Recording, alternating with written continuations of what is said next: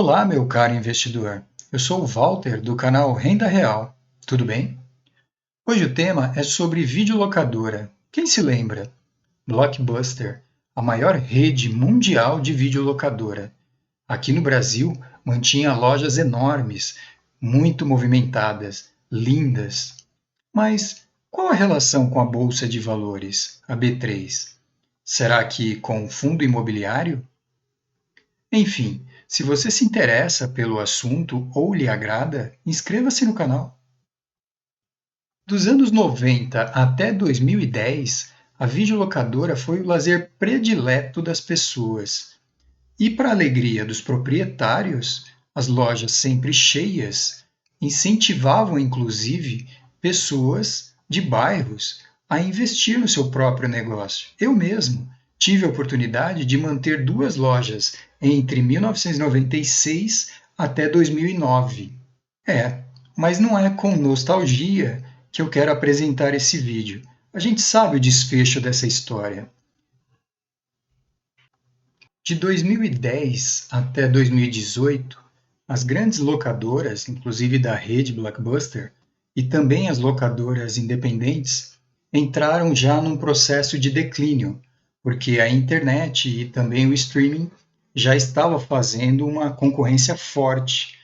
Então, as locadoras logo sentiram o baque e as grandes mega store se transformaram em grandes estoques com milhares de títulos. Mas eu não quero me prender a essa parte da história. Eu quero me prender ao negócio em si de locação de filmes.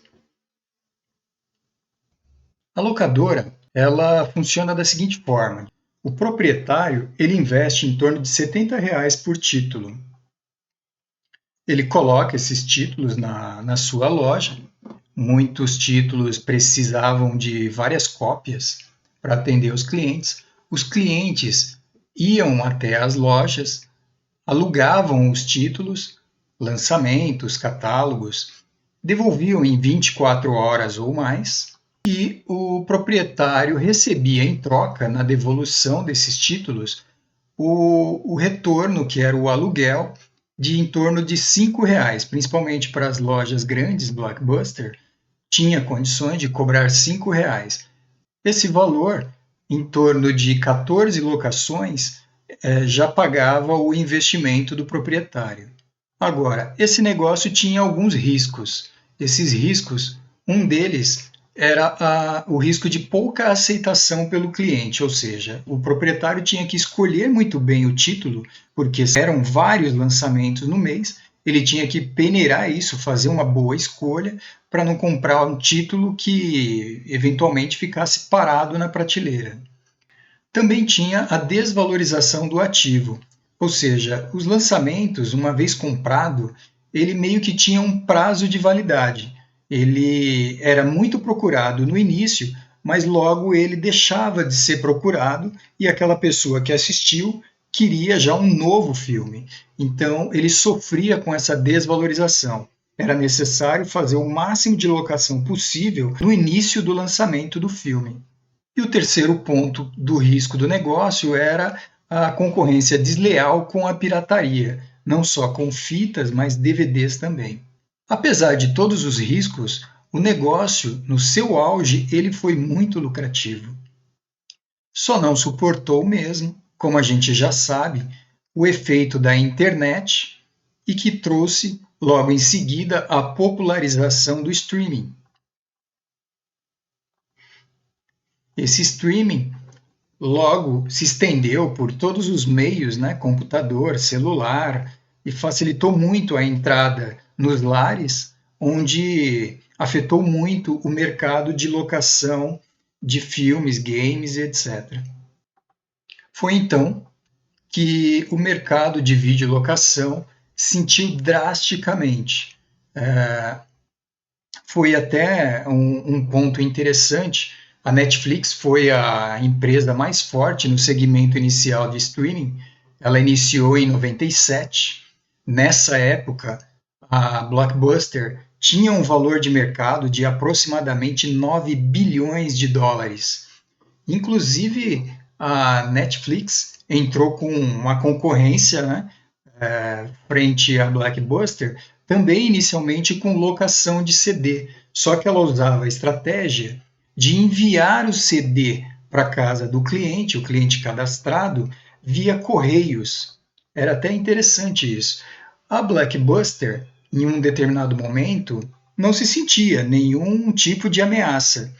A Netflix, percebendo isso, viu que não era fácil a concorrência, chegou a ser oferecida para a Blockbuster por em torno de 50 milhões de dólares. Mas a Blockbuster não viu ameaça, não achou o negócio interessante, não fechou o negócio com a Netflix. E a proposta da Netflix, nessa ocasião, era de ser vendida, porém ir aos poucos junto à equipe da Blockbuster e transformando a Blockbuster numa rede de streaming. Talvez como seria hoje a Netflix, mas nessa ocasião seria a Blockbuster. Como não fechou negócio, cada um seguiu o seu caminho, a Blockbuster foi definhando a cada ano, 2008, 2010, 2012, encerrando praticamente as atividades de 2012 a 2014. Já a Netflix, por outro lado, ela praticamente foi se multiplicando de tamanho, crescendo, o streaming entrou com toda a força, porque o negócio da Netflix, que ela logo enxergou, não era a locação de filmes com a presença do cliente na loja, e sim a Netflix levaria o filme até a casa do cliente, inicialmente levando o CD por correio, depois colocando o filme dentro da casa do cliente e uma assinatura, mantendo uma assinatura mensal junto a esse cliente e disponibilizando todo o catálogo de filmes e etc., séries e etc. Bem, hoje a Netflix, que foi lá oferecida a 50 milhões de dólares, tem aproximadamente o valor de 200 bilhões de dólares. Incrivelmente valorizada. Bem, o modelo da Blockbuster foi lucrativo. Investir um valor pequeno, relativamente, em um ativo e obter renda desse aluguel. Aí, é claro, a Blockbuster, sendo grande, ela tinha uma rentabilidade muito boa. Os pequenos investidores independentes, muitos deles até em garagens que abriram suas lojas nos anos 90, 2000 até 2010, dependia muito da quantidade que conseguia investir. Quanto mais ativos, quanto mais filmes nas suas prateleiras, na sua carteira, mais rentabilidade obtinha desses ativos. Interessante a relação. Mas essa história a gente já sabe o que deu. Bolsa de valores, fundos imobiliários. Eu quero destacar aqui a qualidade do investimento fundo de investimento imobiliário. Eu vou citando as principais vantagens do fundo em relação à compra de imóveis. Não que imóveis seja um investimento ruim, de forma nenhuma, mas existem vantagens e desvantagens em relação ao fundo imobiliário. Por exemplo, valores. Os valores do fundo imobiliário geralmente são pequenos.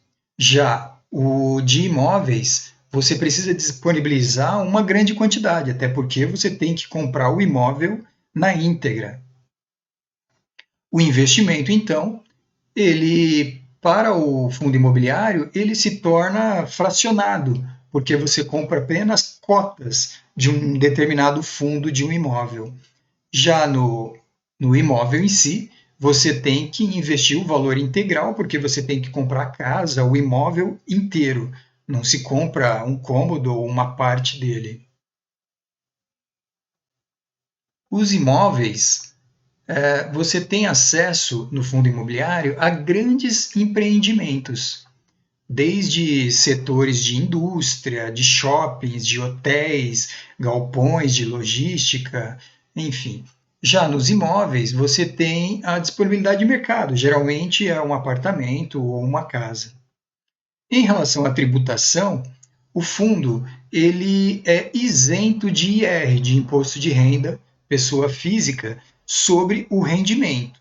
Então, o rendimento mensal ou o aluguel mensal, ele até hoje pela legislação ele é isento. Já no imóvel alugado, a renda é tributável. Em relação à liquidez, que é a facilidade ou dificuldade de você se desfazer do negócio, bem, no fundo, as cotas são negociadas pela Bolsa de Valores. Então é muito fácil, com um clique no aplicativo ou na plataforma do seu computador, você consegue comprar e vender. É muito simples. No imóvel, você já tem uma certa demora, porque tem todo o processo de venda de um imóvel, de uma casa, que a gente imagina ou até sabe bem como que é. Em relação à simplicidade, a compra e venda das cotas é muito rápido, se faz muito rápido. Uma vez você estudou o fundo, escolheu, definiu quantidades e os valores, é muito rápido de ser feito a compra ou a venda. Já num imóvel, é um tanto complexo. Você tem documentos, escrituras, certidões, impostos, né, que é o ITBI, enfim, a gente vê que é bem complexo. Em relação aos riscos, o fundo, você tem condições de fazer uma boa diversificação entre imóveis, entre inquilinos, setores. Isso dá uma certa garantia, uma certa tranquilidade. É um rendimento variável, porque até são negociadas em bolsa de valores, mas um dos grandes segredos é a diversificação. No imóvel, dificilmente você consegue diversificar, porque você tem poucos imóveis, imagino, um imóvel, dois, enquanto ele está alocado, ok, você tem a renda, mas eventualmente, se ele fica ocioso, se o inquilino sai, até você conseguir uma recolocação, você fica sem o aluguel e as despesas, inclusive, do imóvel. Em relação à gestão, a gestão do fundo ela é profissional, tem uma empresa por trás que faz a administração e a gestão de todo o negócio. No imóvel, geralmente, é você mesmo. Você tem que fazer todos os compromissos, no máximo, ser auxiliado por uma imobiliária. Sobre os custos, os fundos imobiliários, hoje em dia, as grandes corretoras, as melhores, já oferecem compra e venda, a negociação toda sem custo de corretagem. Existem corretoras que cobram, mas muitas delas são taxa zero, né? Agora, sobre os imóveis, de praxe, os corretores cobram 5%. Então, enfim, eu gostaria de terminar colocando aqui a mensagem do nosso guru, Warren Buffett. Concentre-se no longo prazo. Adiar poupança ou investimento significa que você precisará economizar mais em menos tempo para ter o mesmo resultado. Buffett compara a vida com bolas de neve e pensa em investimentos da mesma maneira. O importante é encontrar neve molhada e uma encosta realmente longa. Warren Buffett. Bem, pessoal, é isso que eu tinha para passar. Obrigado pela atenção. Peço que, se gostaram, dê um like, deixe o sininho ativado e compartilhe também esse material. Não esqueçam de se inscrever se por acaso já não é inscrito. Muito obrigado e até a próxima.